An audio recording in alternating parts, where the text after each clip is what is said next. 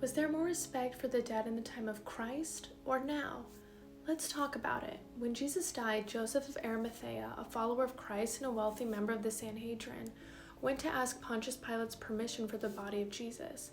Pilate agreed, and Joseph, along with Nicodemus, took Jesus' body to the tomb, where, according to Jewish tradition, they covered him with myrrh and aloes, about 70 pounds worth, and they wrapped him in linen. It's important to note that myrrh in those days often cost as much per pound as gold. So let's break this down. Even though Christ was tried and executed as a criminal, Pontius Pilate allowed for him to be taken down immediately and given the proper burial. Christ was covered with expensive spices, which highlights to us the care that must be associated with laying our loved ones to rest. Now let me share a story with you of 5 prisoners who died in the state of Alabama during their imprisonment.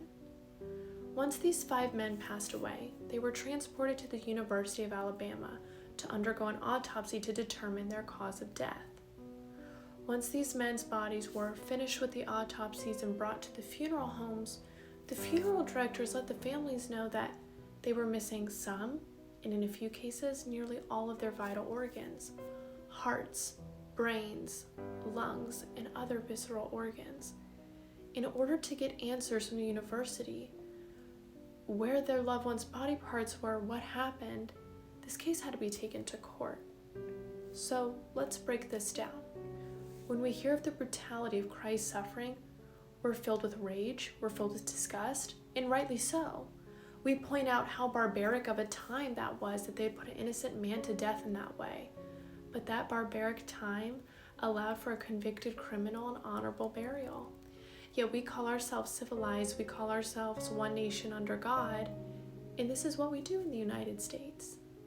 Immediately when Christ died, his friends and family were allowed to take him. But in the criminal justice system, bodies are wrapped up in rules and regulations.